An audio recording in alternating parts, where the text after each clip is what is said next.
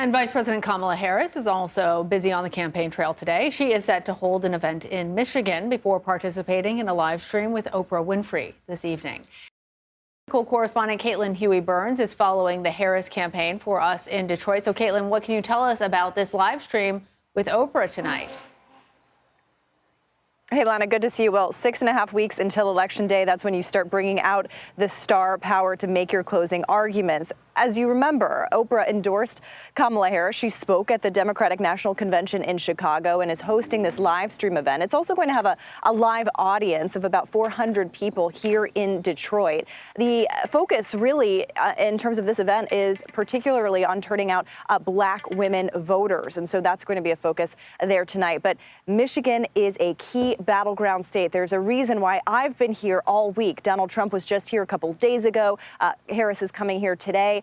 The margin of victory for Joe Biden here in 2020 was just about 150,000 votes. So the focus that both campaigns have is trying to turn out every last vote and make that margin as slim as they can. And the Harris campaign is taking some hits, I guess you could describe, Caitlin, because two groups, you've got your uncommitted voters who are supporters of the pro-Palestinian movement and Teamsters, who we've just referenced, they say they're not endorsing the vice president.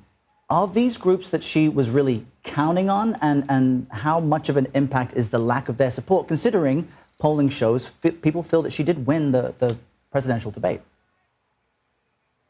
Yeah, and both of those groups are influential here in Michigan. Our polling shows a neck-and-neck race between Harris and Trump. As I just mentioned, that margin is so narrow in terms of winning this state. And what's critical here is that you have to turn out every vote possible and also rev up your base of support. So the non-committed vote, it is kind of called here in Michigan, is saying that they're not endorsing her, but they're also saying that they don't want voters to choose a third party or vote for former President Trump. So that could be influential here. But that union vote is critical in states like Michigan. And she didn't get the vote from the endorsement from the national Teamsters, but she did get the endorsement from local union Teamsters here on the ground. Right. We actually spoke to the leader of the local Teamsters here, who also is on the council that oversees all of the Teamsters here in Michigan. They did endorse Harris yesterday, and we sat down with them. Take a listen to what he had to say. I believe that each state will take care of their business. They will turn out their votes.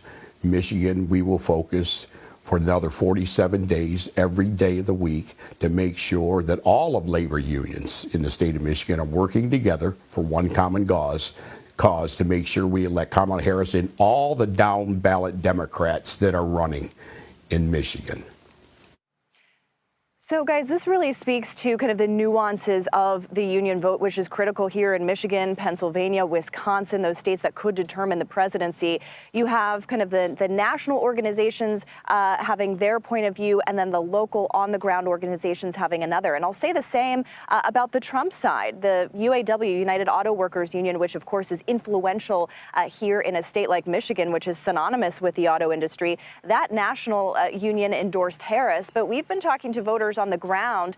Just the other day, we spoke to a UAW member who was supporting Donald Trump and said that while he respects kind of the national stance, he was supporting Trump because he's concerned about jobs, auto worker jobs being shipped overseas. So there are some nuances when it comes to this vote, but there is no question that this is the key vote to watch, in both campaigns, in a way that we haven't really seen before, are targeting them very aggressively in these final days.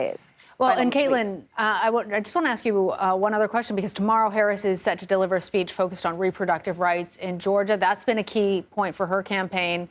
How are we seeing the way that the Harris campaign is approaching this issue develop? Why are they focusing in on that now? Yeah, they're focusing it on in Georgia, where a ProPublica report just this week showed that a woman in Georgia, a young mother, died because of complications that she was not able to get the kind of care required for what's called a DNC. And so that was a big story in Georgia this week. And Harris going to Georgia in light of that report to focus on this issue in states where there are near total bans, especially. She's been trying to put the focus and the blame on the former president for his role in appointing the justices that ended up overturning Roe v. Wade. So with Harris's campaign, that has been a focal point, more prominent than I would say that the Biden campaign had made. And in a state like Georgia, where, again, the margin in 2020 was so incredibly close, focusing on those base voters, making sure every voter turns out on this issue, we've seen, at least for Democrats, it has been a key mobilizing issue in elections since Roe was overturned. All right, Caitlin Huey-Burns, thank you.